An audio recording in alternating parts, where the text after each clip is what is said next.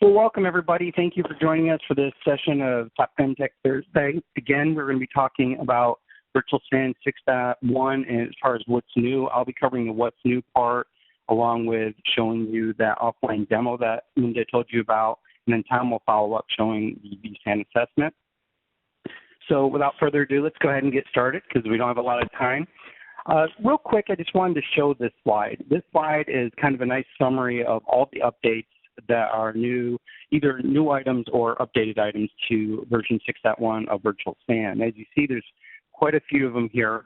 I'll be covering most of them in a little more detail in the slides. I do want to mention a couple that I don't really go into detail because they're kind of basic in as far as covering them. But if you look under the enterprise availability and data protection, we have added support for SMP fault tolerance, Oracle Rack, as well as Windows Server failover clustering. So we've now offered support for those particular products in version 6.1. Just a side note though, the SMP fault tolerance, that is, you're not able to use that while you're also using stretch cluster type configurations, which we'll talk about in more detail shortly. So again, this is just a nice overview slide, but I'm going to be going over most of this. So first off, I just wanted to cover, there's a couple of main areas where all these updates and new items kind of fall into. This one was kind of on its own, so I'm just going to cover this real quick.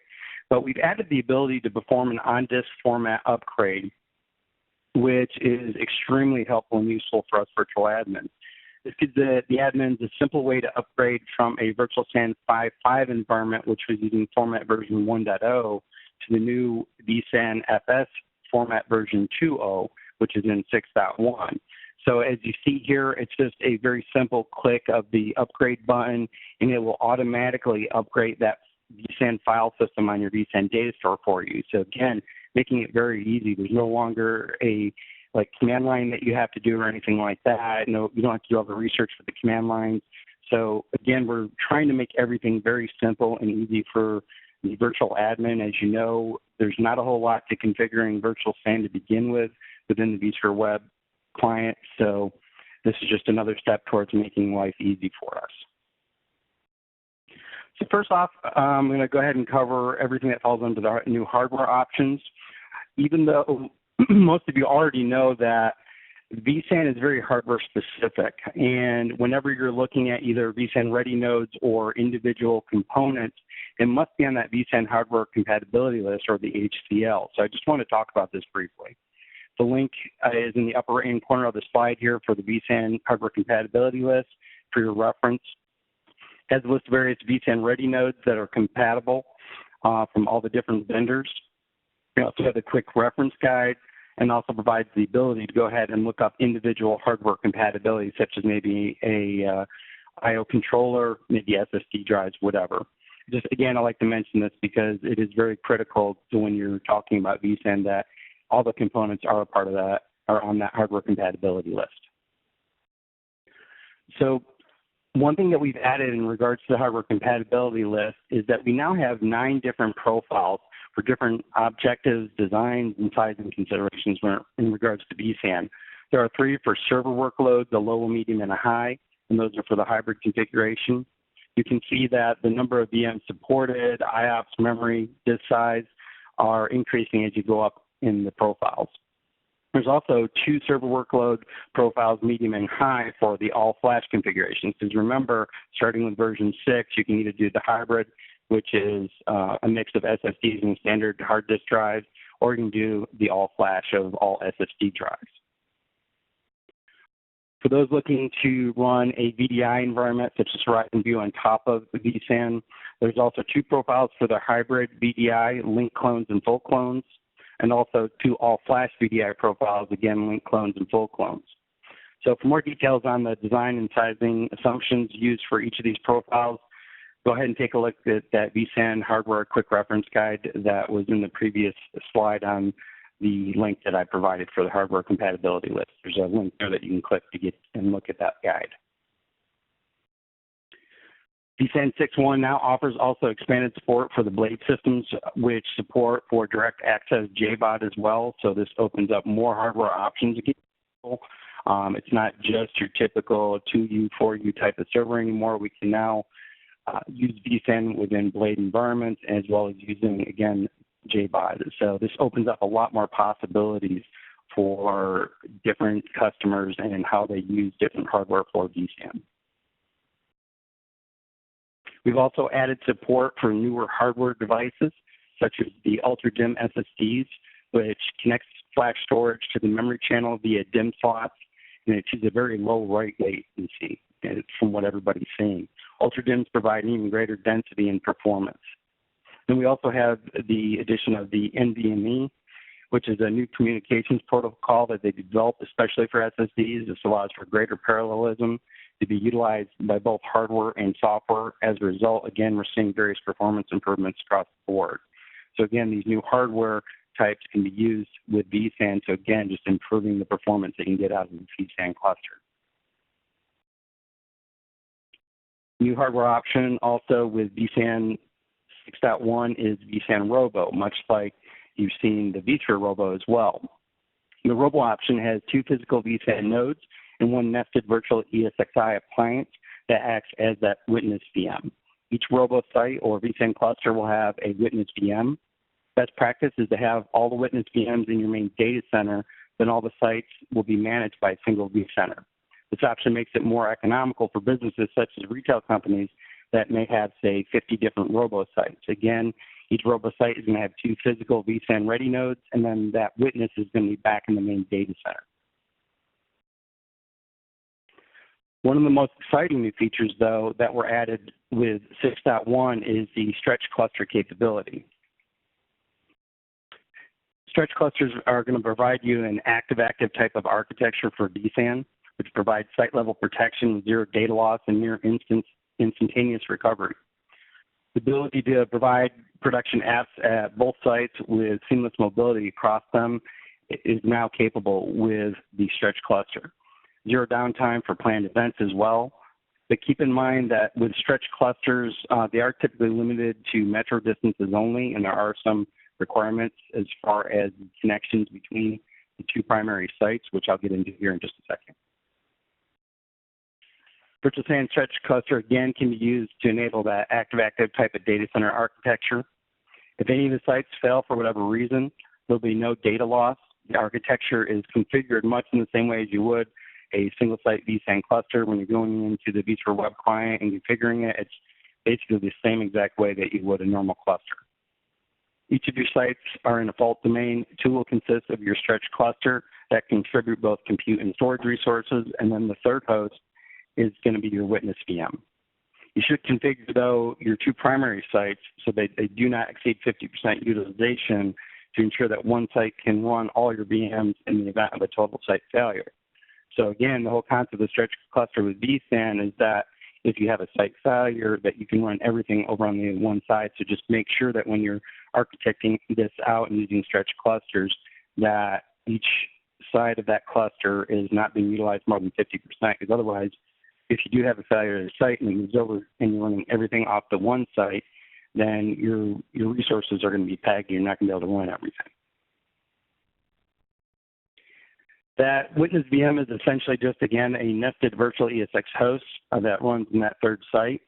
In the future, it's not available right this second, but you will be able to run your witness VM in a vCloud Air instance.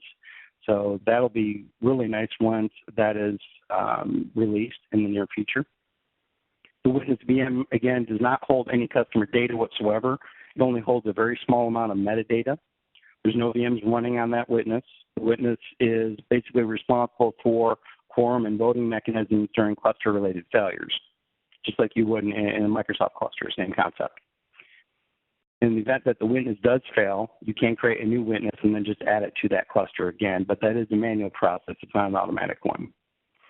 And as you see here, there are 3 different examples showing the compute resource requirement for the witness VM, depending on the size of your environment. As you see, it's not overly demanding for that witness VM. It's very minimal. With VSAN stretch cluster, the site network requirements are specific in order to guarantee that that stretch cluster will perform appropriately. So between your 2 main sites, you must ensure that the maximum network latency is no more than 5 milliseconds or less round trip time RTT. as well as have enough bandwidth for the associated workload. That's critical. And that's why, again, we say that, this is essentially stretch clusters are for metro distances only. Can also support up to 100 kilometers apart as long as the following network requirements are met. Less than or equal to 200 milliseconds round trip time, and that you have a greater than or equal to 100 megabit connection to the witness using a layer 3 connection with no multicast. And then also less than or equal to 5 millisecond round trip time over a 10, 20, 40 gigabit connection between your data fault domains, and that's using a layer 2 with multicast. So the traffic to the witness host is mostly limited to create, delete, reconfigure, change policies, failovers, and fallback type of situations. There is a heartbeat between the witness and the main site, which typically happens once a second. The master and the backup sends heartbeats to the witness every second, but after 5 consecutive failures, the communication is declared failed. Hey, Tim, before you go on, there is a question. It came in on the chat. So again, please put your questions in the Q&A panel so our panelists can see them, because right now I'm the only one seeing that particular question. Anyways, can different disk groups participate to the same VSAN data store, have SSDs from differing vendors of same or differing spec? If that makes sense.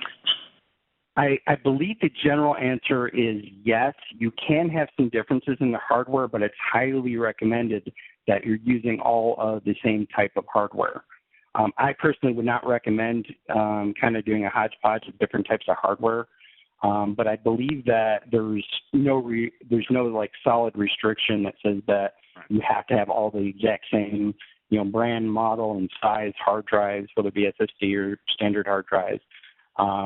So you can mix and match, but it's obviously not recommended, especially in the case of a failure. Thank you. You're welcome. So also to mention, search clusters are interoperable with vSphere HA and DRS. HA and DRS do not use the witness VM as a target, and you'll see in the vSphere web client it's going to show up as a incompatible target. So it's not going to try to move anything to that witness VM. During an HA failover, if one site fails, all the VSAN objects will become inaccessible on that partition or fault domain, and then obviously it's going to move over to the other that's still up and running. So HA will fill over the running VMs, the other active site, and this is why I specifically said make sure that each site is not more than 50% utilized, because of, in that event of a failure, it needs to be able to run everything over on the one side. Now, let's talk a little bit about tools as far as monitoring, troubleshooting your VSAN environment. Now, VSAN Health Check isn't new to VSAN 6.1, but there have been some improvements since it was released in version 6. That's when the Health Check first came in. As you can see, the Health Check does provide health reports on all your VSAN clusters, associated network, the data that's in your actual VSAN data store, the associated limits, any of your physical disks that are in your VSAN ready nodes that are participating in that VSAN cluster, as well as provide health statuses for your stretch cluster. And that's because of the stretch cluster addition with 6.1, they also added a bunch of health checks for specifically that stretch cluster configuration. The health check plugin, the health check plugin was previously a separate manual install that the admin would have to do. With 6.1, they've actually baked that health check into the update. So whenever you do either an update from 6.0 to 6.1, or if you just do a fresh install of 6.1, you actually are going to have that health check plugin automatically installed for you. So there's no longer you having to go in and connect to each host and manually install it using command line tools. So again, saving time and effort. And as you can see here, it's just a simple click of the button to update the hardware compatibility database, because remember, part of the health checks are going out and checking your drivers and such associated to your controller and everything else. So with this, you can either update, as you see here, you have the button to update from a file, or you can just go out and reach out to the internet and get the latest update to that HCL database by strictly just clicking on the Get the Latest Version online. And then also a really nice tool for the admins is that now if you open a support ticket with VMware, you can then click this button to upload the support bundle. Because typically when you call in a ticket, they'll say, okay, we'll send us the support bundle so that they can look at all the logs to see what's going on. Well, now this will automatically do that for you. It will export that bundle, and I'll show you this in the demo real quick, but basically it's just a matter of putting in the service ticket number and any notes and click OK, and it sends it off. So again, helping out that admin, saving a lot of time and effort. Now, we also, again, this isn't something new to 6.1. It was in 6 as well, but I did want to show it anyway for those that might be a little bit new to VSAN. We do have some proactive tests here that you can go in, and as you see, we can go in and create a VM. We can go ahead and check the performance of our multicast as well as our storage. So these are some nice quick tools that you can go in and run them to make sure your environment is running properly and efficiently as well, to make sure that it's performing to the way it's supposed to. So these are just some of the performance tests and proactive tests that you can run from within the vSphere web client. So insisting in troubleshooting and monitoring as far as your VSAN environment, before it was a little bit cumbersome. There was a lot of command line tools. You know, the GUI didn't really offer a whole lot of, other than some of those checks that I showed you, which are useful. But to really do any monitoring, you had to do all command line. Well, now with 6.1, we have added the vRealize Operations or VROps MPSD management packs for VSAN version 6.0 and 6.1. The management pack provides deeper insight into your VSAN cluster from within vRealize Operations. So if you're familiar with vRealize Operations and what it does for your hosts and vCenter and all your VMs, we're now adding this pack to where you get that deep insight into your VSAN environment as well. It provides the ability to give you a global view of all your VSAN clusters. You can manage capacity monitoring and planning for the VSAN data stores, give notifications on failures, performance, compliance issues, and also gives you root cause analysis, making management and troubleshooting easier than ever before. So again, all the benefits, if you're used to vRealize Operations, you're now getting that to look into your VSAN environment and data store. So although this is technical, I just want to cover licensing real quick because of the updates and changes. We do have some new licensing. So just to cover this in about 30 seconds here, as you can see, we now have 3 editions. We have a standard, which provides all the core functionality of VSAN for a hybrid architecture, and that's using both SSDs for caching and then your regular hard drives for capacity.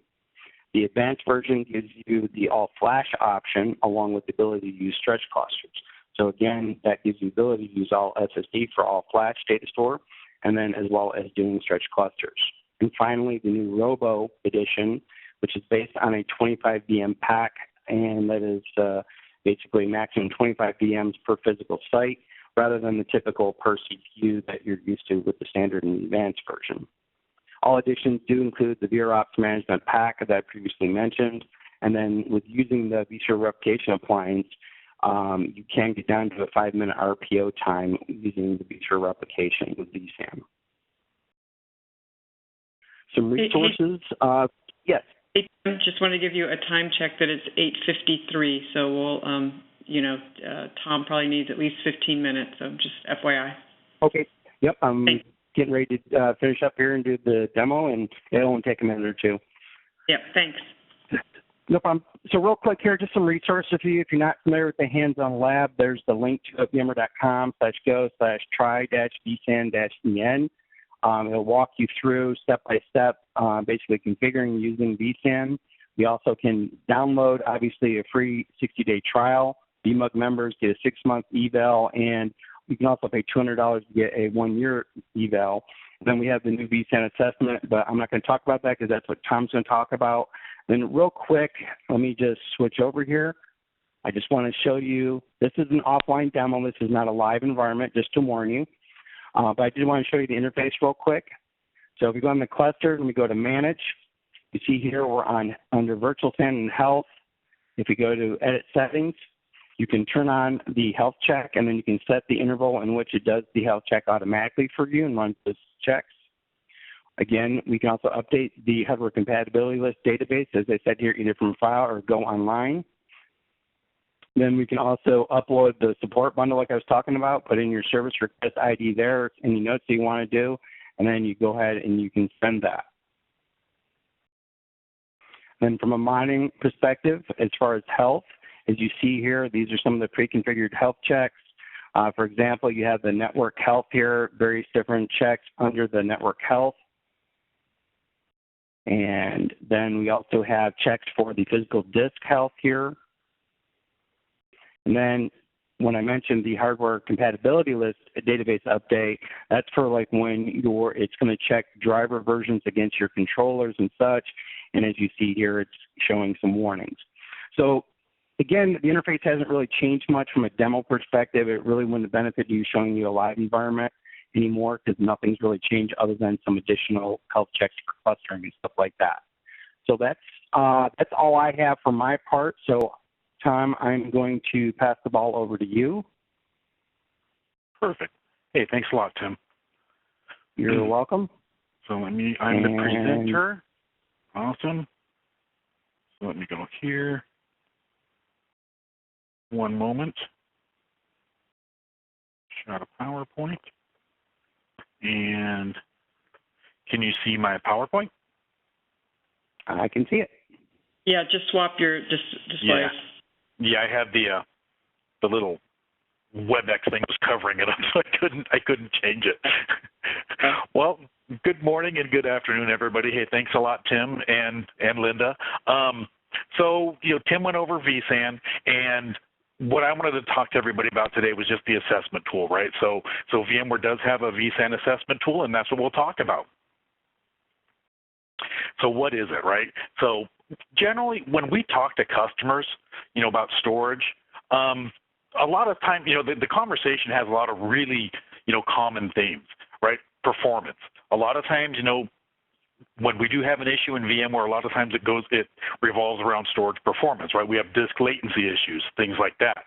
Obviously, capacity, right? Everybody, once you have this virtual environment, everybody thinks the VMs are free, so capacity is an issue. They're using up all of this expensive SAN storage. Complexity, that's probably the third issue we deal with, right? I mean, dealing with, especially if it's a fiber channel shop or something, it's complexity is an issue, right? It's an entirely different skill set. And a lot of times, people don't have the luxury of having a dedicated storage admin. So, not only are you the vSphere guy, now you're the storage guy. And since you're doing storage, now you got to know fiber channel and maybe iSCSI. So, it can get to be quite a load on people.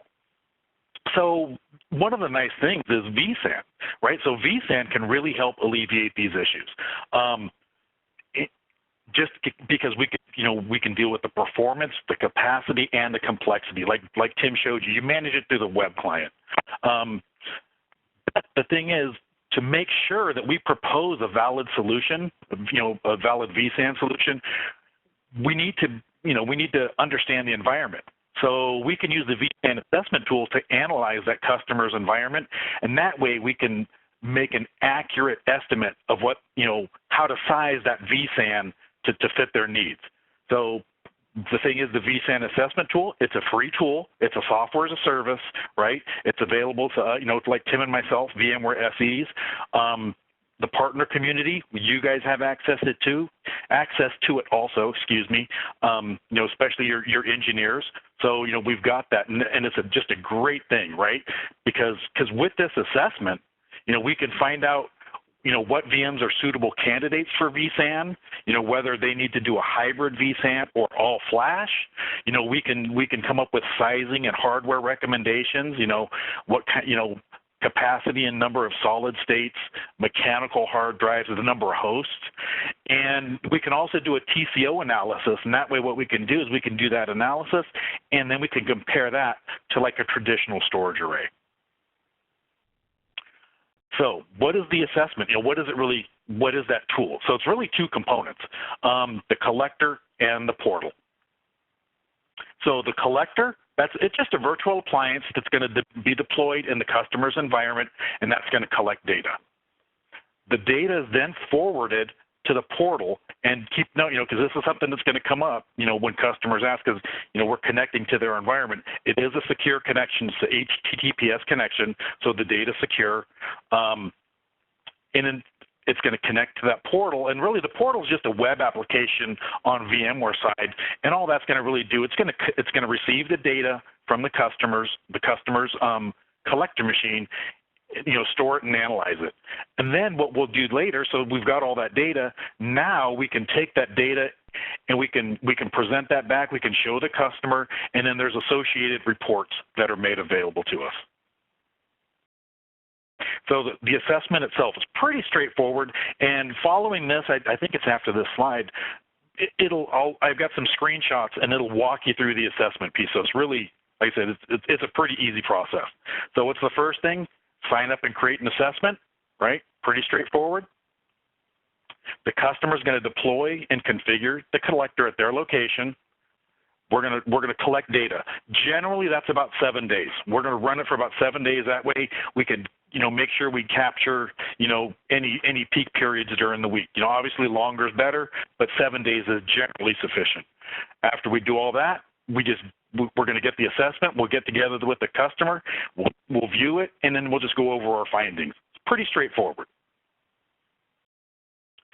So yeah, let's look at the assessment itself, right?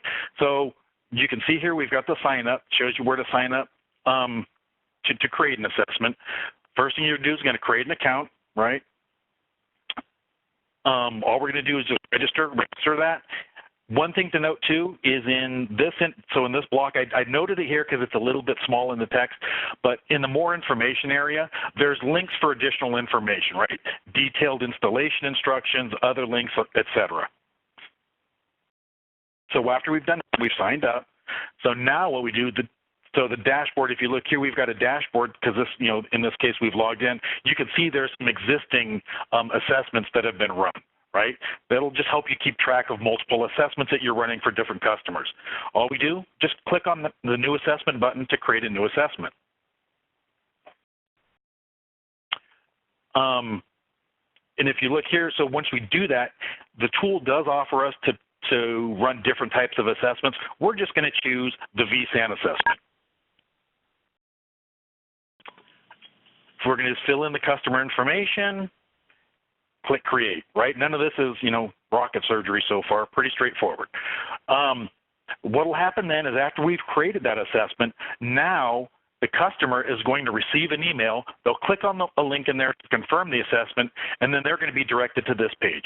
All they do is come in, they accept the invite, and then they can begin the assessment. First step is really, now they can start preparing.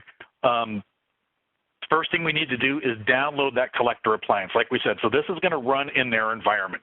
So it's just a virtual machine. It's a virtual machine that's going to run, in their environment, and collect data. So one quick note. Their vCenter does need to be at least a version 4.1 or higher, which really shouldn't be an issue. If somebody's that far back, if they're beyond 4, then, they need to get upgraded anyways. Another thing to note is that the appliance does need to run on a 64-bit host. Again, if they're running vSphere 5 or higher, it's really not an issue, but just a quick note that they have that information. They're going to configure the assessment, right? So all they got to do, they're going to browse to the collector VM. They're going to put in that assessment key, and what that's going to do, that's going to unlock the assessment so they can begin, right? So we said, as we noted earlier, on that first page, that more info section, that's where the detailed instructions are. So we're not going to really get into the nitty-gritty of the install of the appliance. We've got all that documented. We're going to keep configuring the appliance, right? So now we need to decide what type of assessment to run. So we're either going to be migrating specific virtual machines to a new VSAN cluster.